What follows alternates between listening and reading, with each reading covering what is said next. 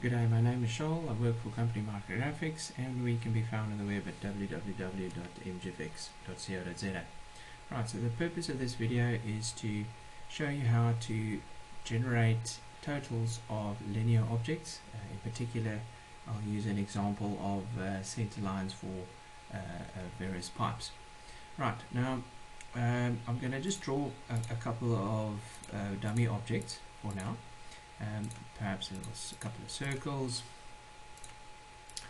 Alright, and then I'll show you the particular method. Right, so here I've got two layers, existing pipes and new pipes. So I'll go to the existing pipe layer and I'll go and draw in some existing elements. Right, I'll then go to the new pipes and also do that. Now the reason why I'm adding existing and new, or I've got more than one layer, is that later on I will only focus on maybe the new pipes.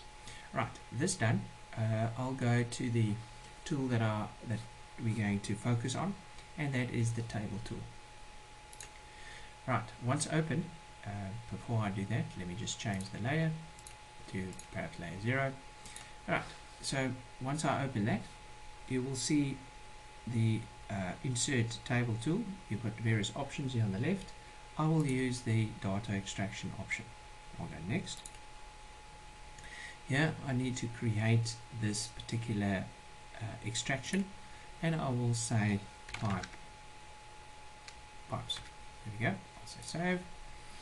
Right, it looks at this particular drawing. That's perfect. I'll say next. This is now, it lists all the particular objects from this drawing that it finds.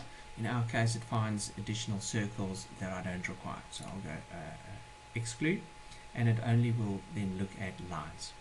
Okay, I'll go next.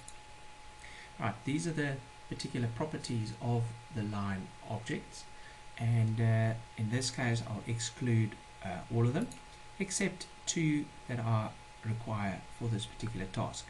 One is called the length, obviously, of each line, and then also the layer, as I explained earlier. Perhaps I want to exclude one or two of these layers. Alright, I'll go next. Alright, now it lists all the lines that it finds in my drawing, and as you can see, you've got all the lengths. If you do total it here, by right clicking and saying insert the total, sum, it'll just add up all the length of this column. However, you'll see there's new pipes, existing pipes, and items in layer 0. Now I'll focus on the new pipes. How do I do that? You will exclude or filter out the unneeded or unnecessary items. So I'll go to the filter drop down by right clicking and then exclude the ones that I don't require. So new pipes is the only one that I need. There we go. So it's filtered the table, showing me all the lengths of these particular items. Alright, I'll go next, and here I've got an option to just insert it into the drawing or export it if needed. Okay, the table style that I use is just the standard one. Obviously you can add your own. Right, and I'll say finish. Right, I'll add it here, and for now I'll just scale it up slightly so that we can see it and the results.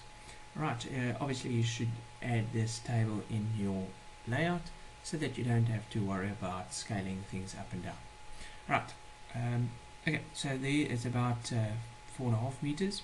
If I do any change, maybe I stretch this object a little bit longer and I want to update this table and the results, you just right click on the edge and you say update the table data link.